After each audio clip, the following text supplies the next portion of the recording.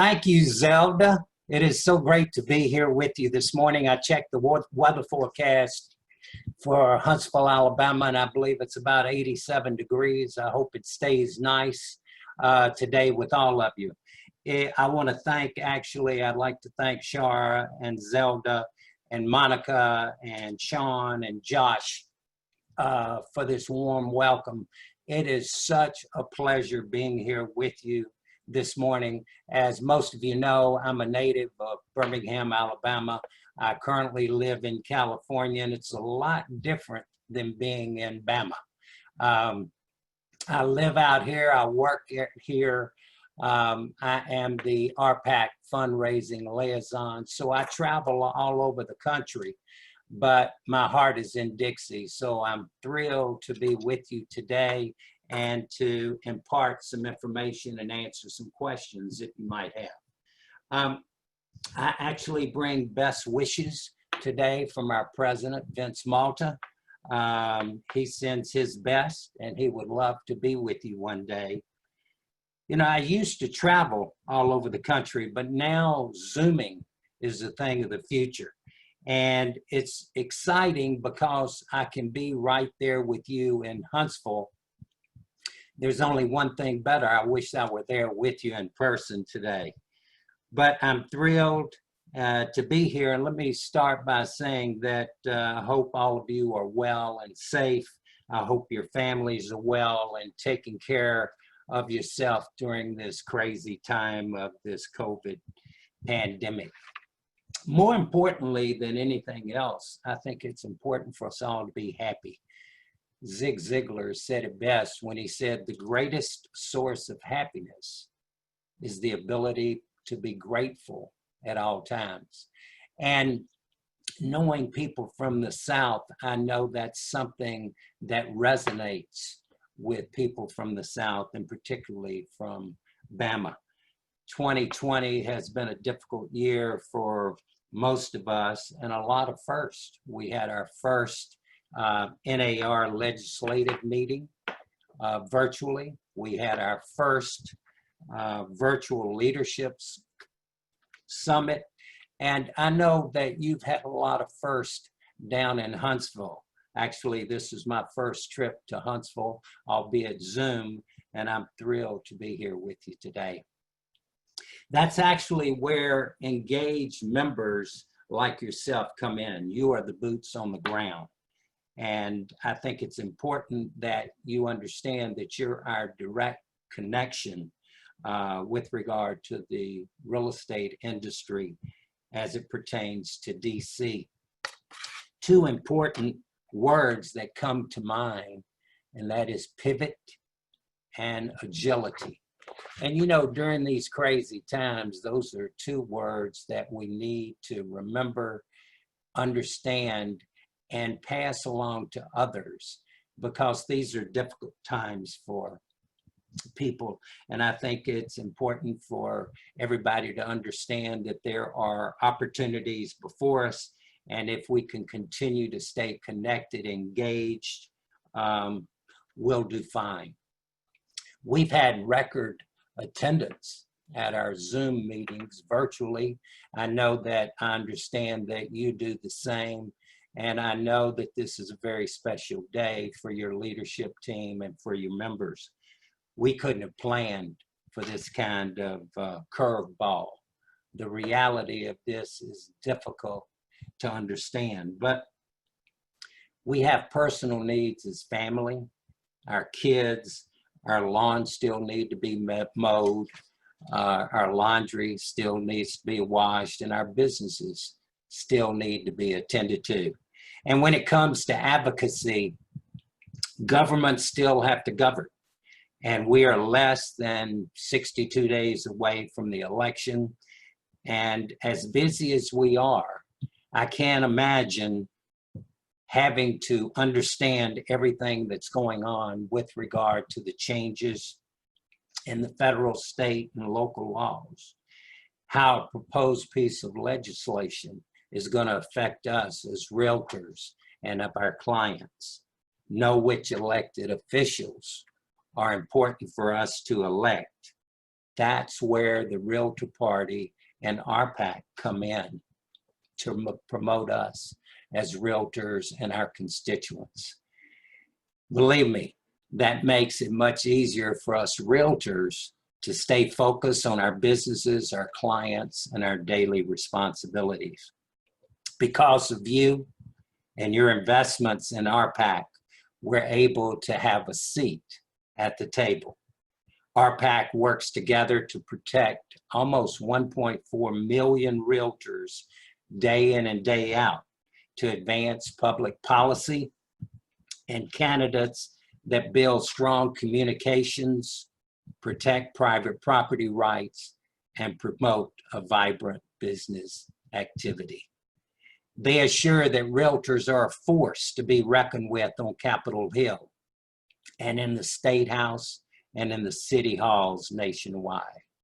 RPAC solidifies our relationships with lawmakers and regulators in Washington, giving us much influence beyond DC's Capitol Beltway. If you've ever seen the RPAC logo, it states your best investment in real estate. Nobody is better than you when it comes to investing in RPAC. More importantly, today, in light of what's going on with COVID, it may be difficult for some of you to invest. We are most concerned about your mental health more than anything else. Besides investing, you can talk to other realtors, talk to your neighbors by letting them know about RPAC. You can make calls to your legislators, to your delegates, constituents. But by all means, if you're able to invest and continue to do so, you have major investors, which I'm very proud of. I understand that you have approximately 141 major investors, going on more. And I want to recognize you and give you all a shout out because I believe in RPAC. I believe in our members, and I believe in the quality of the realtors. I want to give a shout out. I think you have approximately 9 President's Circle members and a Hall of Fame member, about 8. And I understand from your leadership that you're working on more, that you're only about $12,000 away from your goal. And that's very exciting. I'm very proud of all of you, as NAR is as well. Thank you for putting your money where your heart is.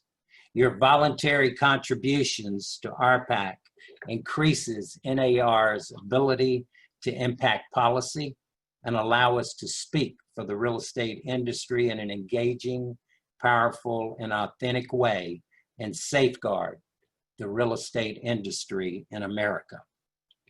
Your investment allows our advocacy staff to focus on fighting for realtors, the homes and property owners, and especially during this global pandemic.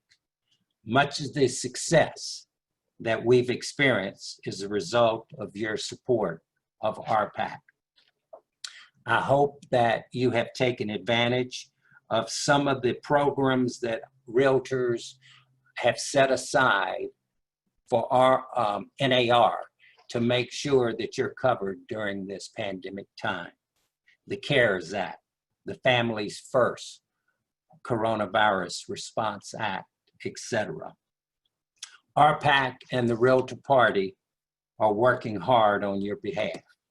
Lead the way on policies that address racial injustice and build safe and inclusive communities.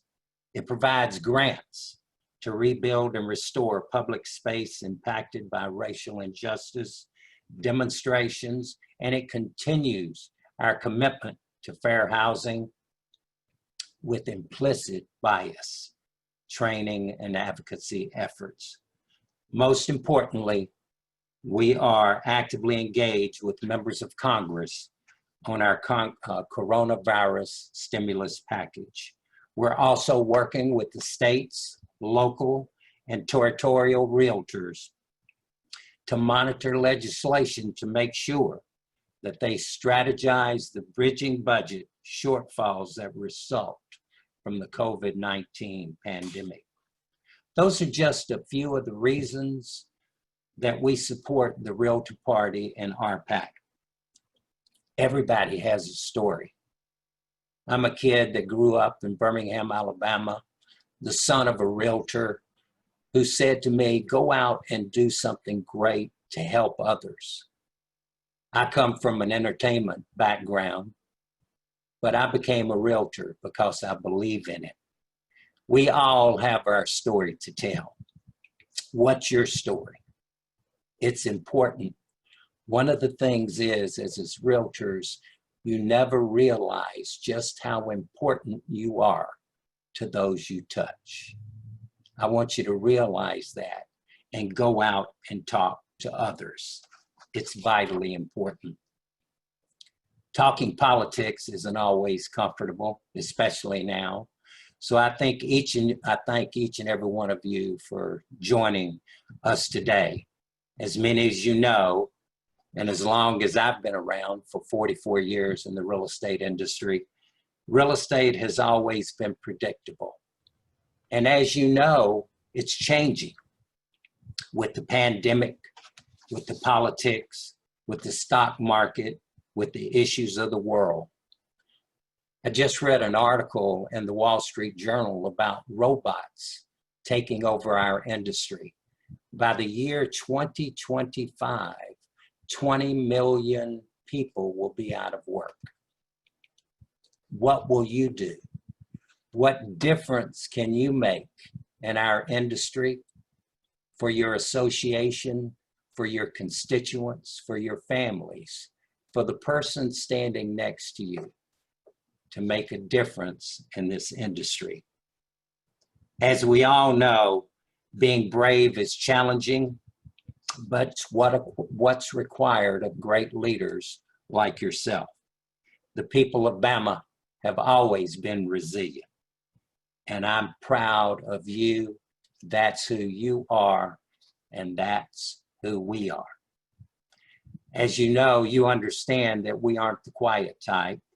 So when 1.4 million realtors speak with one voice, you know that you're heard from Huntsville to Washington, D.C.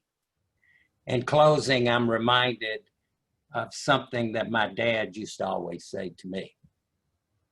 The man on top of the mountain didn't fall there. That's interesting. It takes work. It takes grit. That's who you are. We are all what we repeatedly do. Excellence is not an act of art. It's what we do. It's a habit. So I thank you for allowing me to speak today. Thank you to your leadership team. Thank you, Zelda, for your introduction. God bless you all and stay well. I'm happy to take some questions if you would like.